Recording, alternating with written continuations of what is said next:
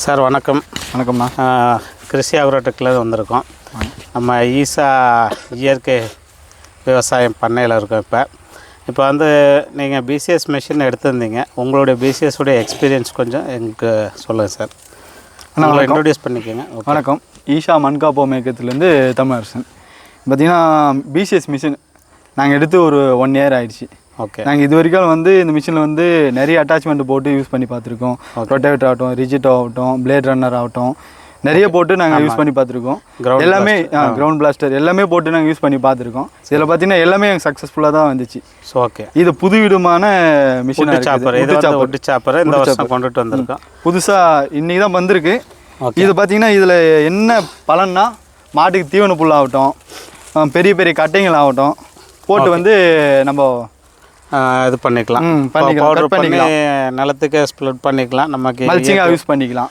நல்லா இருக்குது. கண்டிப்பாக இதை வந்து இப்போ நீங்கள் வந்து இயற்கை ஃபார்மிங் பண்ணுறதுனால இதை இந்த வருஷம் இன்ட்ரடியூஸ் பண்ணோம். ஏன்னா நம்ம நிலத்தில் விளையக்கூடிய மகசூல் எடுத்ததுக்கப்புறம் தேவையில்லாத அந்த களை அந்த ஹார்வெஸ்ட் பண்ணதுக்கப்புறம் அந்த தேவையில்லாத செடிகள், இந்த அகத்தி குச்சி, முருங்கை குச்சி, பப்பாய் அதெல்லாம் போட்டிங்கன்னா அது பவுடராக ஆகிடும். அதை எடுத்து நம்ம நிலத்தில் போடுறப்ப இன்னும் கொஞ்சம் நல்லா மண்ணுடைய மாற்றம் ஏற்படும். சார் நீங்கள் உங்கள் எக்ஸ்பீரியன்ஸை சொல்லுங்கள் சார். பழனி சார்.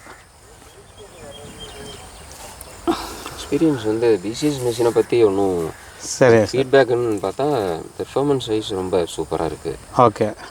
நம்மகிட்ட மோஸ்ட்லி எல்லா அட்டாச்மெண்ட்டும் இருக்குது. ஆமாம், எல்லா அட்டாச்மெண்ட்டு மிஷினில் என்னென்ன நம்ம அட்டாச் பண்ண முடியுமோ, ரீப்பர் இருக்குது, பிளேட் ரன்னர் இருக்குது, கிரவுண்ட் பிளாஸ்டர் இருக்குது, ரொட்டேவேட்டர் இருக்குது, ரிஜிட் இருக்குது. ஓகே. எல்லாமே ரெகுலராக நம்ம யூஸ் பண்ணிகிட்டே இருக்கோம்.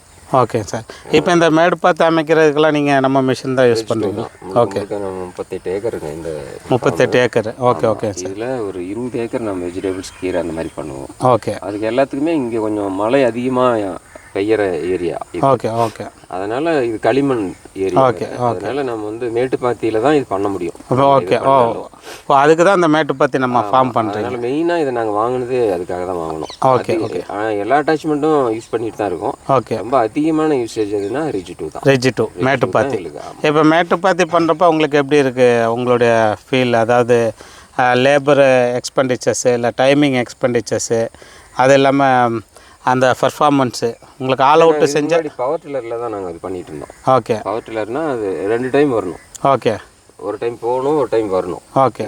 அது அந்த மாதிரி சேம் டைம் இது பண்ணுது. ஓகே. அது பவர் டில்லரில் அகலம் ரொம்ப ஜாஸ்தியாக வரும். Okay okay. சரி சரி சரி. இது அகலமும் கம்மியாக இருக்குது. அதோட இன்னும் ரொம்ப பெட்டராக இருக்குது. ஓகே. ரெண்டாவது உங்களுடைய அந்த வைப்ரேஷன் ஒதறல் இல்லாத ஃபீல் எல்லாம் எப்படி இருக்குது? வைப்ரேஷன்லாம் இல்லவே இல்லை. ஓகே. நீங்கள் எப்படி ஓட்டியிருக்கீங்க தமிழ்? நல்லா இருக்குங்க சார். மிஷினை பொறுத்த வரைக்கும் எந்த குறையும் இல்லை. சூப்பராக இருக்குது. ஒரு 1 டைம் போனாவே பெட்டு நமக்கு தேவையான அளவுக்கு பெட்டு வந்தது. ஓகே. 2வது டைம் வந்தீங்கன்னா ஒரு 2 அடி அளவுக்கு நல்லா ஹைட் வருது பெட்டு. சூப்பர். பாத்தியம் நடப்பாதையும் பார்த்தீங்கன்னா ரொம்ப கம்மியாக வருது. ஓகே. மிஷினை பொறுத்த வரைக்கும் நல்லா இருக்கு. மண் உழவு மண் எவ்வளோ இருக்கோ அவ்வளோயும் அள்ளி மேலே போட்டுருது. Okay okay. இந்த நல்லா பவுடராகவே வருது உங்களுக்கு. அந்த கெட்டியாக இல்லாமல் நல்ல பவுடர் அந்த பல்வரைசர் கிடைக்குது. அது ஈரம், அந்த பதமான ஈரத்தில் நல்லா உழவுல எல்லாமே ஓட்டிட்டு நம்ம மண்ணை பதமாக வச்சுட்டு நம்ம இதை விட்டோம் அப்படின்னா சரி ரொம்ப அழகாக வந்து நம்ம அந்த பெட்டு வந்து மேக் பண்ணோம். அப்போ இந்த பெட்டுக்கு இடையில இருக்க களைகளை ஓட்டுறப்ப நீங்கள் ரொட்டவேட்டர் போட்டு ஓட்டியிருக்கீங்களா?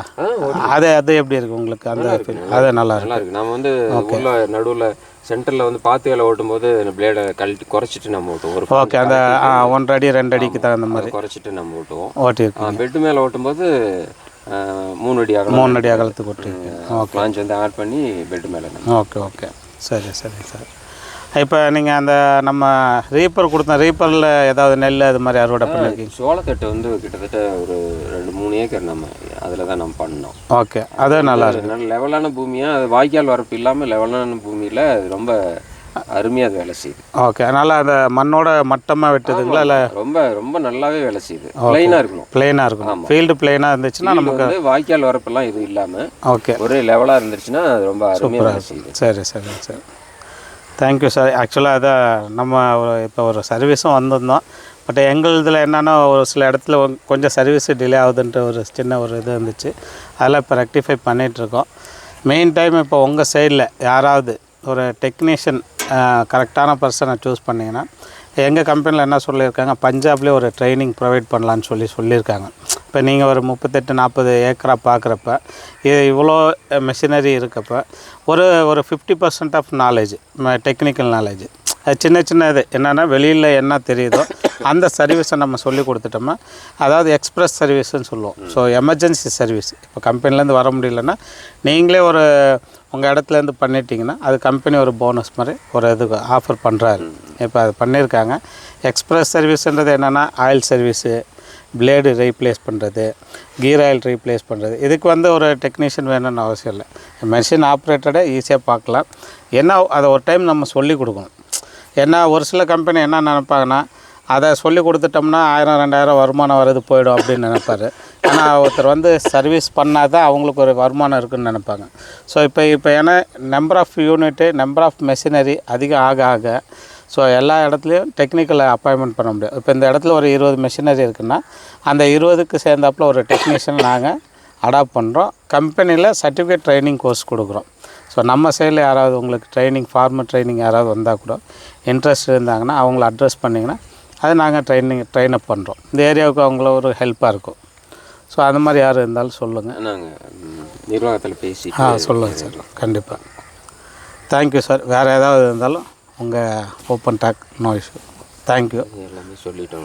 சரி சரிங்க சார். மிஷின் வந்து மிஷினை பற்றிலாம் நெகட்டிவ் ஃபீட்பேக்லாம் எதுவுமே இல்லை. சரிங்க சார். நல்லா எங்களுக்கு சப்போர்ட்டிவாக இருக்கும். கண்டிப்பாக சார். மற்ற எல்லா வீட்டுக்கும் வேலை இல்லைனாலும் இது ஓடியே தான் இருக்கும். ஓடிக்கிட்டு இருக்கும். ஓகே. இதை டிபெண்ட் பண்ணி தான் எங்களோட ஃபார்மிங்கே இருக்குது. கண்டிப்பாக சார்.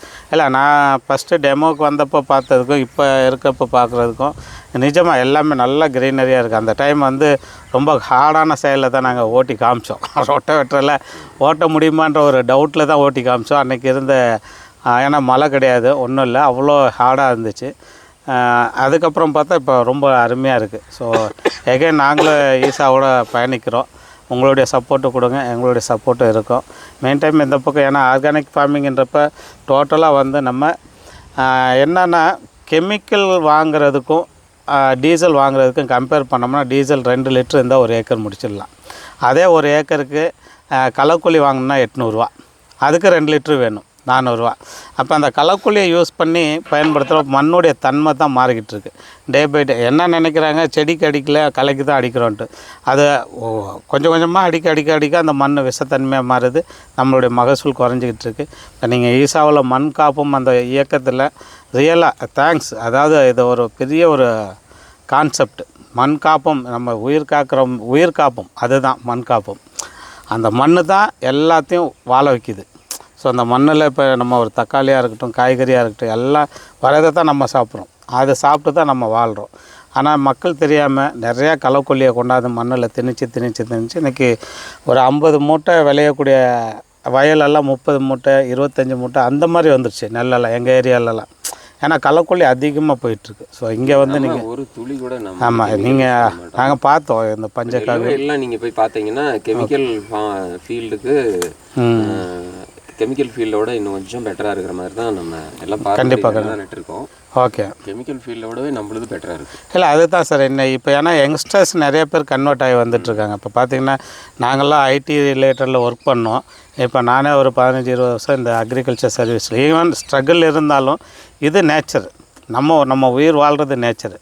ஸோ அதுக்கு தகுந்த மாதிரி ஒரு சர்வீஸ். ஏன்னா இன்றைக்கி மாடர்ன் வேர்ல்டில் நிறையா கம்பெனிஸ் வந்துட்டுருக்காங்க. எல்லோரும் வந்து சைனாவிலேருந்து இம்போர்ட் பண்ணுறது, கொரியாவிலேருந்து இம்போர்ட் பண்ணுறது, ஜாப்பனீஸ்லேருந்து இம்போர்ட் பண்ணுறது. ஆனால் தெரியாது ஒரு மெஷின் ஒரு கம்பெனி 1000 மெஷின் கொண்டுட்டு வராங்கன்னா 1000 மெஷின் மேனுஃபேக்சரிங் பண்ணவே முடியாது.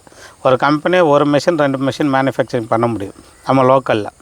1000 மெஷின் நாங்கள் பண்ணுறோம், மாவரைக்கிற மெஷின்லேருந்து பிடிச்சி எல்லாம் சொல்லுவார். பட் மக்கள் அதை தெரிஞ்சிக்காமல் வாங்கிட்டு ரொம்ப ஸ்ட்ரகிள் பண்ணுறாரு. இப்போ நாங்கள் 2011 பிசிஎஸ் பண்ணிகிட்டு இருக்கிறோன்னா இந்த குவாலிட்டி தெரிஞ்சவங்களுக்கு தான் கொஞ்சம் கொஞ்சமாக ஃபீட் பண்ணோம். அந்த ஃபார்மர் எல்லாம் சக்ஸஸாக இருக்காங்க. இப்போ நான் லாஸ்ட் 1 இயருக்கு முன்னாடி இங்கே கொடுத்தப்போ இன்றைக்கி ஒரு 6-7 அட்டாச்மெண்ட்டு கொடுத்துருக்கோம். ரொட்டோவேட்டர் இருக்குது, ரிஜிட் 2 இருக்குது, கிரவுண்ட் பிளாஸ்ட் இருக்குது, ரீப்பர் இருக்குது, மல்ச்சர் யூஸ் பண்ணிங்கள்ல எப்படி இருக்குது, ஸோ பிளேட் ரன்னர் அந்த அதுதான். அதெல்லாம் வந்து நமக்கு ஒரு நல்ல ஒரு வரப்பிரசாதம். இந்த ஒரு 10 HP என்ஜினில் இவ்வளோ அட்டாச்மெண்ட் பண்ணுறது இட்ஸ் அன்பிலீவபிள். வேறு எந்த கம்பெனிலும் கிடையாது. ரெண்டாவது வந்து வைப்ரேஷன் கிடையாது மெயினாக. அதுதான் நமக்கு வந்து இங்கே பார்க்க வேண்டியது.